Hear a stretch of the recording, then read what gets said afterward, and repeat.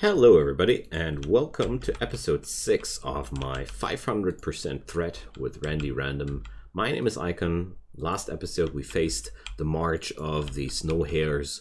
We got us 18 of them as a bounty and then people collapsed. Julia almost died due to hypothermia because somebody thought it would be a nice idea to treat her in a minus 51 degree cold room. For some reason Vladislav is quite okay with that. Well, his hypothermia is building up slowly, but he doesn't seem to care. That brings me to another topic. This room needs a heater, and this one too. There's simply no rooms without heaters. So we're going to try and survive another day today. I'm not sure if that's going to be successful or not, but whatever might be the case, we're going to have some fun while we're at it. Also, I'm trying to build this wonderful little monument here, so there are things to be done. And if you haven't done so already, please feel free to check out my channel. You'll find lots and lots of other Rimworld content there, strategy gaming content, base building gaming content. So if there's anything there you like, leave a subscription. Don't miss a thing. Make me a very, very happy man because these subscriptions really mean a lot. So let's get going. I'm ordering in as many slate chunks as possible because we're already running low on these. And I'm definitely going to need a lot of it. Alright. So these bunnies were really a happy coincidence. I mean, there's not too much meat on a bunny for sure, but in this amount, it is very, very beneficial. And also I think there's going to be enough leather for even a parka. I mean, light leather parkas are not really a super nice thing, but there are worse things in life. Alright, so we got mortars. So next step would be the biofuel refining, because mortars are nice and everything, but without shells they are useless. So I'll need biofuel refining to get some chem fuel going. Security, one mortar. Well, I think I'm going to stick with one of them right now, and not several of them. So let's think. Going to refine things way back here, I'd say. So the mortar will live here. Okay. Butchering away on these little tasty bunnies. And let's check out what the parkas need. So I have work orders to do parkas forever. Wonderful. That's exactly what we need. Alright. So there's one thing though. We don't have that heater finished, and I don't want Vladislav to be sleeping in the cold tonight. No. He deserved better than that. Alright. So we need more slate chunks, and that plasteel longsword. I think I can remember that this belonged to somebody. So here goes. Zaz gets that, and Julia, well, I'm definitely not giving a melee weapon to a wimp. Yeah, well, whatever. She takes that LMG. She didn't hit anything with that thing during the last night fight, but whatever. So, hey Rio, why are you not, like, somewhere inside? So, the dog is just freezing to death.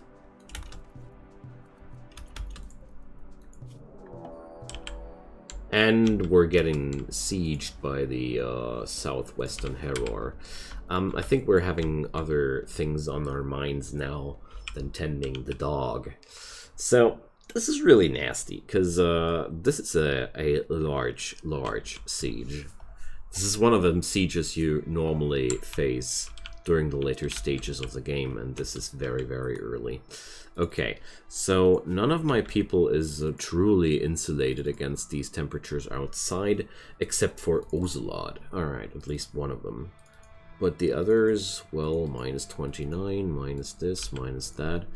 So, but the good news, neither are my enemies. So I think I'm going to let this icy domain do the work for us. And I'm going to pick Ocelot and use him now as a sneaky sniper. And get on my enemies through that cave network and try to terrorize their attempts of sieging. I mean, these guys are going to die sooner or later. Most of them, at least, are, okay. Did I look at the wrong people? Now everybody's insulated minus 50 degree. So here are a few that will be dying from hypothermia. Alright. Not too many, but a few. I see. So Ocelot has a very, very nice position to begin with, because he can really easy retreat again, and I can terrorize these guys a little bit with doing this. So the first shot's being fired. Let's see. So wow. Luckily this was a napalm round, because they actually did hit Vladislav right into the face, basically. It's amazing. Kind of hit with a mortar is a very, very lucky shot. So I don't know who's Ocelot trying to hit right now, but we're trying to deal as much damage as possible. So there goes another shell.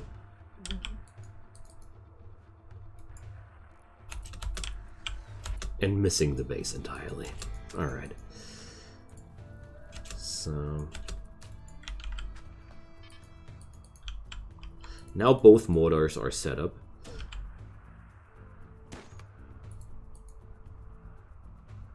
And nobody get hit. I mean, I can't attack that mortar even. That's very good.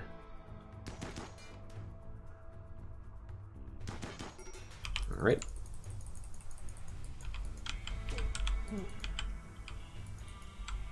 So they are repairing the mortars right away, but whatever keeps my enemies busy is good for me.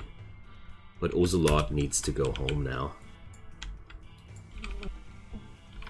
because we can't sustain that kind of fight forever.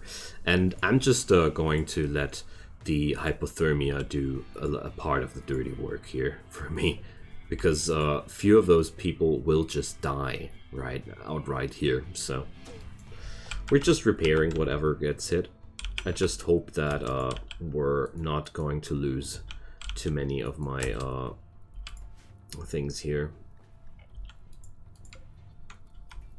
And people especially.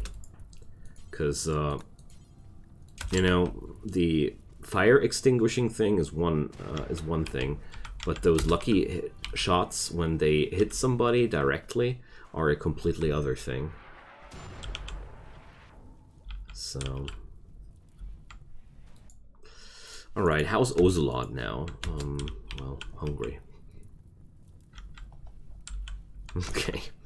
What a situation. I mean, let's check out my enemies. Minor hypothermia racking up to 34%. Yeah, there are the first people starting to lose their toes quite soon. I mean, a part of these guys will be just doing more of the same. But well, let's wait it out. Okay, another shot. Alright. So, luckily only the incendiary shells are hitting people directly. If, I mean, that was the second hit which would have been lethal if it would have been a explosive round. So first extinguish your people and then extinguish the fire. Always extinguish your people first. It's very important. So that's unimportant fire. And here goes more ammunition for them. But the first of them is dying here. Alright. Let's check it out. Scarlet is also dying. Okay. So I'm going to pick up Ocelot again and go for the same thing as before. Let's check out. It's minus 39 degrees outside. Do I have anybody who's able to move longer outside? No. Ocelot is sadly the only person being able to do this. That's really, really sad. Who's my constructor? Jacob. So please, Jacob, close that wall now. Can't afford to lose things like that. Alright. So, first losses are occurring on the enemy side.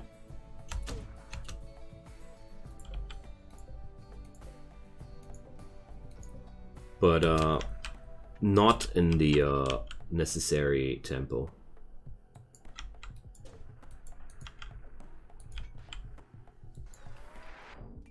Alright. Let's see what Ocelot can do here.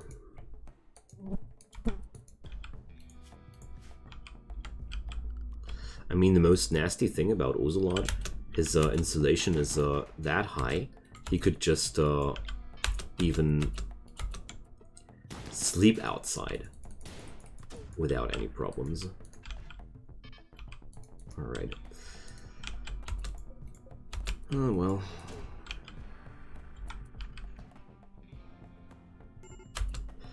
So there's another incendiary shell.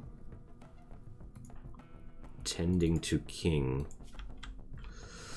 Alright, there's burn scars. Alright.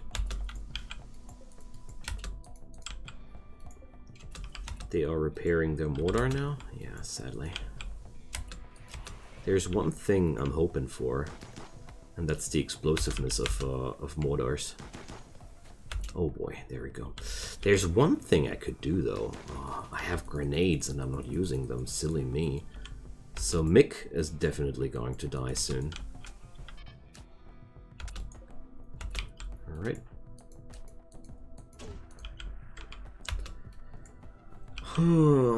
Silly me. So Vladislav is quite...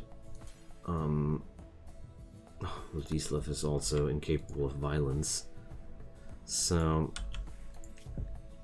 Nah. I should do that. If I do that next round with Ocelot alone. Because he's the only person able to tank that cold. But each time I do that, each time I take one of them of theirs down, we take a big benefit here. So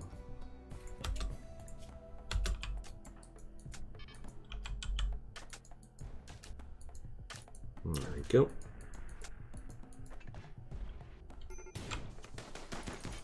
Alright, that was a bad move for me. Okay. There's another mortar shell going down, and okay. Rice plant died because of the cold. Alright, that's bad. Okay. Gotta monitor these works there, because they are really, really important for us. Okay. Well, I'm going to let Ocelot go home now.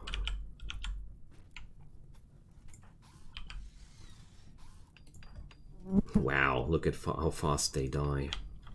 Luckily I have stockpiles of food. So there goes. Okay, we lost the solar generator. Okay. But there's a power up again. So Ocelot definitely needs some sleeping time. Alright.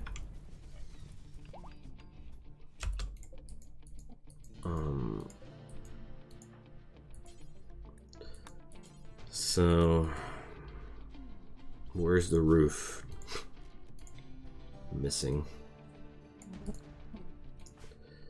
So unroofed. Okay. But the temperatures are only dropping really slowly, so... Alright. Once Ocelot is a little bit rested up, I'm going to try and rescue him. Alright, Zaz is in serious hypothermia now. So I gotta move her somewhere warm before the frostbite sets in. There we go. So now they are finally assaulting us. Alright, so now everybody except for Vladislav, get on your positions. Okay, I mean, I softened them up a little bit here before we were starting with that. So I think we're not in the worst of positions. I'm going to let King start here. Alright. Okay. So we're going to attack Shauta, the recruiter. I like that. Shauta, the recruiter. So, Trav is one guy with a pump shotgun. So I really try to figure out which people are good targets to be meleeed down. Alright, but Trev actually didn't get hit properly here. Oh boy, now we're in trouble. This is a very, very bad situation for me. We shouldn't be standing like that, but at the same time, if I now start moving and stop attacking, we're in much more trouble. So let's see. I hope I can take down enough people of theirs to make sure that they flee, but it doesn't look like that's going to happen. I mean, yeah. Moss is dead. Now we're only enemies left, so yeah, they decided to kidnap whoever they can and leave. So I guess that's game over for this little place here. There's only Vladislav left, cooking like a hero. Okay, maybe we can rescue somebody now though. But well, I expected to die at some point like this. Snow hares, yeah, sure. The thing here is just this is no rescue. This is death. Indoors, minus 30 degrees. Why? Okay. So King's definitely not going to use that bad anymore. Might as well put Zaz into there.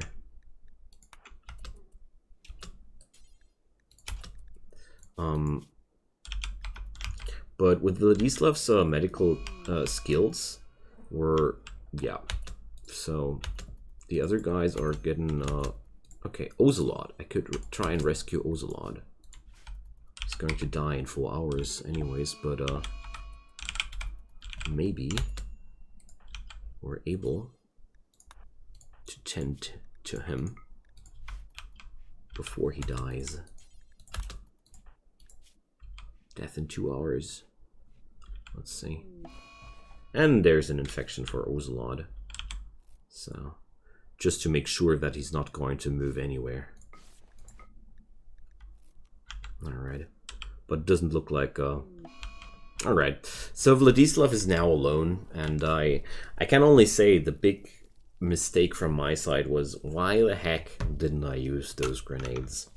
I am without words, but it doesn't matter. I expected to die at some point, and well, that's it.